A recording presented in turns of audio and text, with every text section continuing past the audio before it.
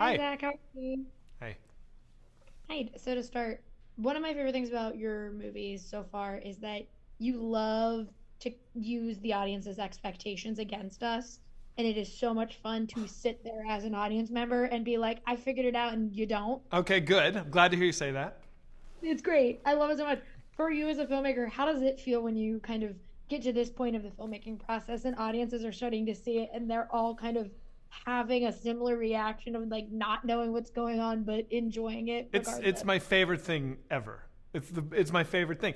Because you work. This movie is like 2.5 years in the making, and so last night was like my first time to like really sit, with the final product and watch people, watch it, and to just feel them going on the ride is it's so gratifying. So you never know when you're making a movie if it's going to work or not. You're always kind of hoping, but you don't know, and so yeah, I don't know.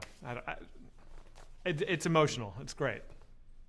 When this is you come from comedy and this is I think like a more like comedic leaning thriller horror movie than Barbarian was. Like there Oh, do you are think so? times You think this is funnier than Barbarian?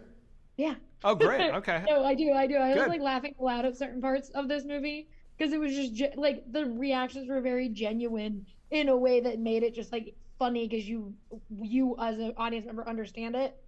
Do you kind of put comedy into your work intentionally, or is it just kind of built into who you are as a No, filmmaker? I kind of just like if it wants to come in, I let it in. But when I try and write a joke in, which I did a couple times in Weapons, and they're not in the movie because they didn't work.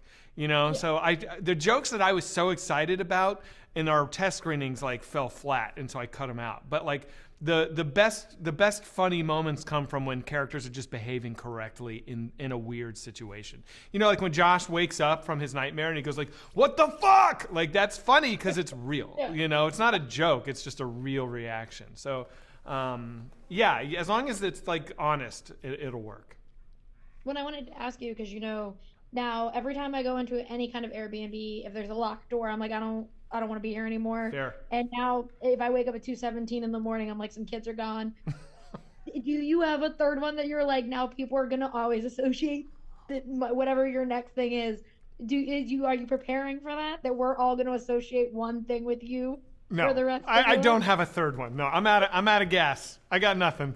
No, I had two ideas. 2:17 and a locked door. That's it. I'm done. Peace, everybody. Well, for my last thing, I can see you have an arrival tattoo, I believe. An on your arm. arrival tattoo? What is this arrival? What is this circle? No, it's an Ouroboros. Oh, it looks like Arrival. Like, you Oh, know, like yeah, that's cool. Okay, I love that movie. It does look kind of like that. That's cool. Well, Yeah. I was gonna ask you if there like, do you go into movies and like want to? Are you a director who's like, I want to pull from this reference, I want to pull from this, or do you try and just make it as organically your own as possible? You're always going to be stealing subconsciously from other movies. It's just inevitable. So I try not to judge myself too much, but I definitely don't go into a movie thinking like I'm going to steal that, But like, there's a couple of moments in Weapons that is like from The Shining, like just directly from The Shining, and I knew it as I was shooting it. I was like, this is not even thinly disguised, and you know what? I love it, and I wouldn't change it. If somebody came to me and was like, "Hey, they already did that in The Shining," I'd be like, "I know, isn't it great?" Well, I love this movie. I love both of your movies. Thank you. I think about now. I'm gonna think about Weapons all the time too. And so thank you so much for talking with me. I really appreciate it. Thank you very much. It was nice to speak with you. Thank you. Have a great Bye. one. Hi guys. How are Hi, you? how are you? How are you? Nice I'm to doing see great. Nice to see you. To start, this couple is both the doomed couple that you don't want to root for, but also I wanted to play Katy Perry's "The One That Got Away" over their entire relationship as I watched it kind of play out. For you guys as actors in a movie where so much is kind of unknown to the audience, how was it getting to go back to these two characters and their dynamic and ground at least like me while I was watching it and let us have that kind of like, all right, well, I know what's happening here and I can go along with that. Mm-hmm. You wanna... Yeah, I mean, I thought that was one of the things. Quite a long. The movie has a lot of these really short, impactful scenes, and then these like very long sort of centerpiece scenes throughout it. And we have one early on in the film. And when I read that, I went, "Oh, this is a different kind of movie. This is a movie that is getting I mean, there's better character writing in this than a lot of just the drama movies that I read. And when I read that scene, it was the thing that made me very excited to do it, because it's just really rich. And then when the crazy stuff goes down in the movie, you're more invested in these people. You care about them. You've lived inside of the world in which this is happening.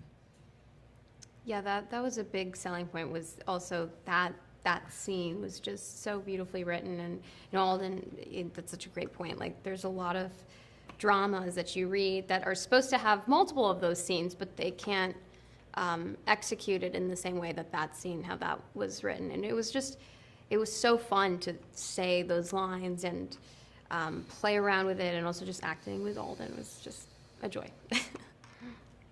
Yeah, and I one of my favorite things about Zach Cregger's movies now is that he loves to use what an audience thinks is going to happen against them.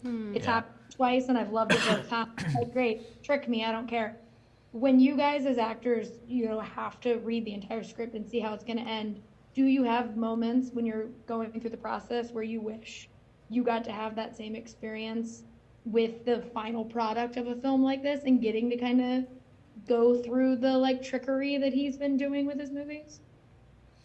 Yeah, I mean, it's such a joy to be a part of something that feels this original. And I think that one of the great things that this movie, even though it hasn't even come out yet, it's just the life of the movie already feels so special, because it just feels original. I mean, there are other horror movies, there are other whatever, and you can't really put your finger on what it is, but to me it feels like he wrote something that was coming from such a deep place, and such a place that was so personal, that everybody who comes in contact with even something like the trailer just wakes up to the fact that this is a different voice. And it gives me a lot of hope in the rules about what works or what doesn't work are sort of silly when somebody comes along with something that's original and unique. It breaks all those rules. And I think this movie, whatever happens, has already in some small way done that.